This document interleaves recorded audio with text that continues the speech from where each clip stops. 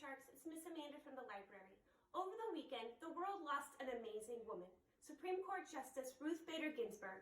I thought it was important for all of us to learn about Ruth today in her book, I Dissent.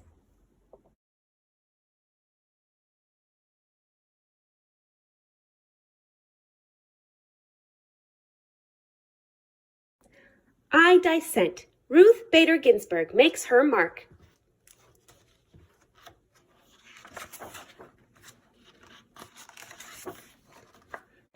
Written by Debbie Levy. Illustrations by Elizabeth Badley.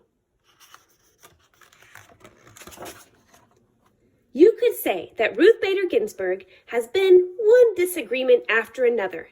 Disagreement with creaky old ideas, with unfairness, with inequality. Ruth has disagreed, disapproved, and differed. She has objected. She has resisted. She has dissented. Disagreeable? No. Determined? Yes. This is how Ruth Bader Ginsberg changed her life and ours.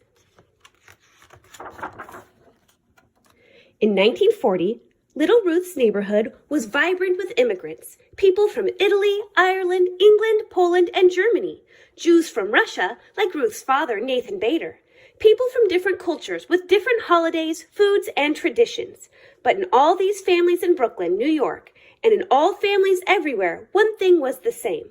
Boys were expected to grow up, go out in the world, and do big things.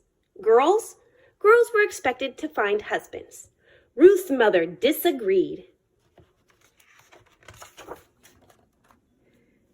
Celia Amster Bader thought girls should also have the chance to make their mark on the world, so she took Ruth to the library.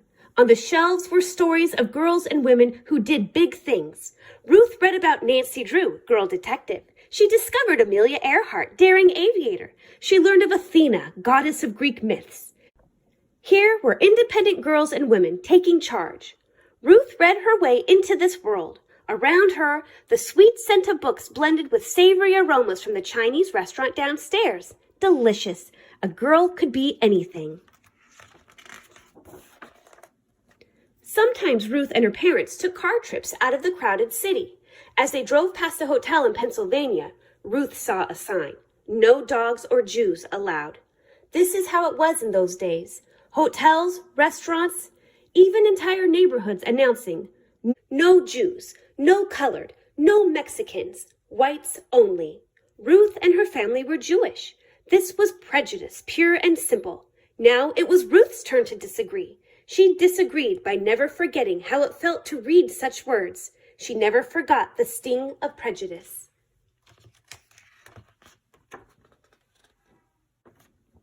In elementary school, Ruth was excellent in some classes and less excellent in others. Her favorites were English, history, and gym. In those she did well. But then there was handwriting. Ruth was left-handed. Back then, teachers told left-handers they should try to write with their right hands. Ruth's right-handed penmanship was so bad, she earned a D on her penmanship test. She cried. Then she protested. Ruth protested by writing with her left hand from that day forward, and it turned out she had quite nice handwriting. Ruth also had a little problem with sewing and cooking. These were her least favorite classes, but girls had to take them. Boys took shop, where they worked with saws and other tools. Ruth objected. She wanted to take shop. She wanted to handle a saw. She didn't get what she wanted. It may have been unfair to girls and to boys, but Ruth was learning that sometimes life was like that. Ruth loved music. She especially loved opera. In music class, she lifted her voice in song. This time, it was Ruth's music teacher who objected, gently. Ruth simply could not carry a tune. The teacher asked Ruth not to sing out loud in the chorus. Ruth kept on singing in the shower and in her dreams. She continued to adore opera too. By the time Ruth was in high school, friends and teachers knew her as an outstanding student, baton twirler, cello player, and newspaper editor. As graduation approached, Ruth was chosen to make a speech at the ceremony. But she had been keeping a big secret. Her mother was terribly sick. The day before graduation, Celia Bader died. There was no agreement with this. There was no disagreeing. This simply was. Ruth did not go to her graduation. She did not give her speech. Still, Ruth knew what her mother wanted. 3 months later, she left home to attend college. Not many girls went to college in the 1950s. Ruth made friends, but she also met girls who excluded Jews from their clubs. She met boys who thought girls should be looking for husbands, and then she met Martin Ginsberg. Marty was tall and funny. Ruth was small and serious. Marty could make her laugh. They fell in love and hatched a plan. After college, they would go to law school, both of them. Lawyers, Ruth had learned, could fight unfairness and prejudice in courts. People thought it was a fine idea for Marty to attend law school. They didn't think Ruth should go. A lady lawyer? People disapproved. Ruth disapproved right back. So did Marty. They got married. They went to law school and they had a baby, Jane. Ruth's law school class had a total of 9 women and 500 men. She studied mightily and tied for first place in the class. And yet, at graduation time, no one would hire this brilliant new lawyer. Why not? She was a woman. Men didn't want to work with a woman. She was a mother. Men thought a mother wouldn't pay attention to work. She was Jewish. Many people were still prejudiced. 3 strikes against her, but Ruth was not out. She resisted and persisted. Finally, a judge hired her, and she worked like mad for him. After that, one law school hired her, and then another. Ruth became one of the few female law professors in the whole country, and she did it with a new baby at home, James. Ruth had disagreed and worked her way into being a lawyer and professor, but around her, other women were excluded from jobs. When they did get jobs, they earned less than men. They were kept out of important roles in courts and government.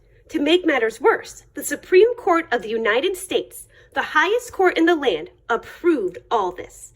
As one Supreme Court justice had written years before, the natural and proper timidity and delicacy which belongs to the female sex, evidently unfit for many of the occupations of civil life. The natural and proper timidity and delicacy which belongs to the female sex evidently unfits it for many of the occupations of civil life.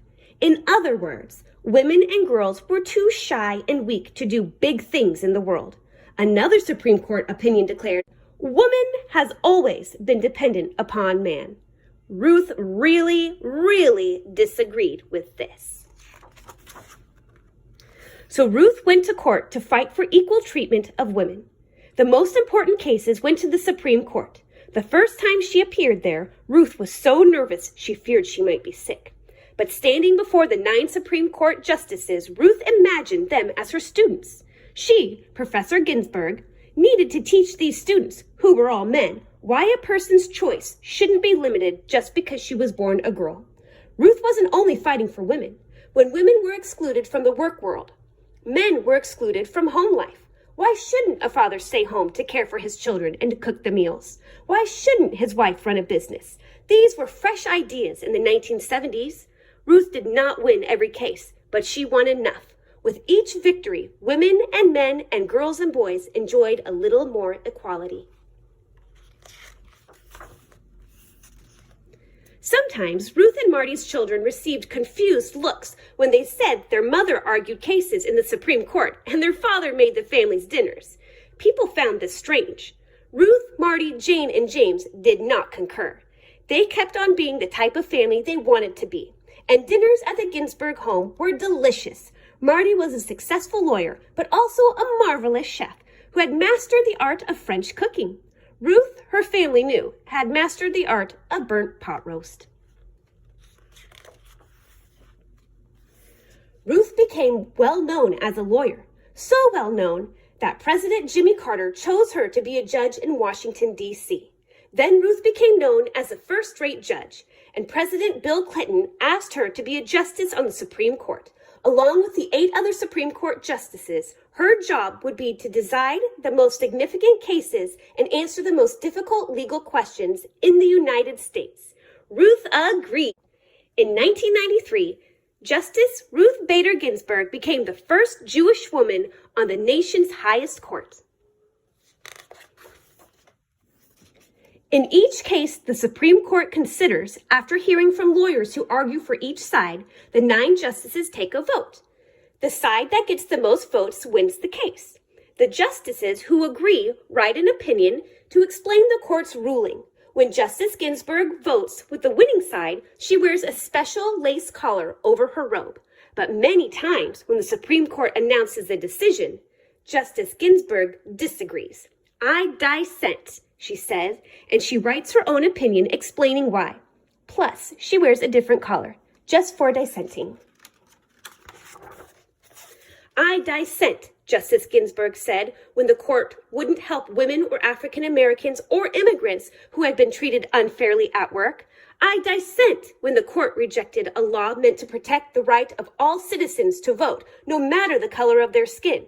"I dissent" when the court said no to schools that offered African Americans a better chance to go to college. Justice Ginsburg can be very convincing.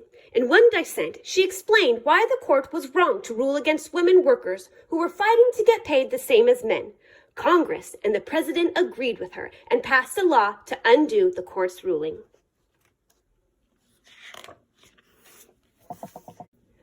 Justice Ginsburg has disagreed most often with the legal views of Justice Antonin Scalia, but they didn't just complain. "I dissent." "No, I dissent." They shared their conflicting ideas.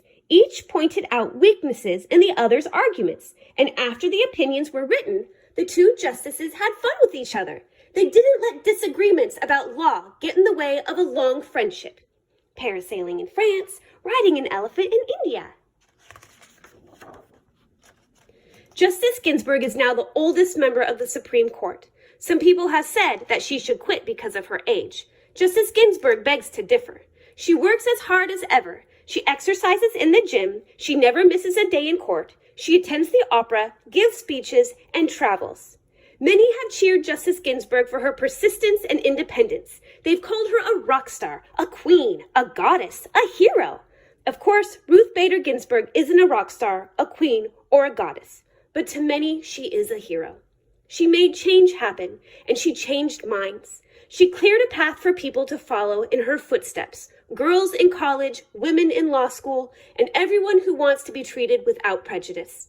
Her voice may not carry a tune, but it sings out for equality. Step by step, she has made a difference, one disagreement after another.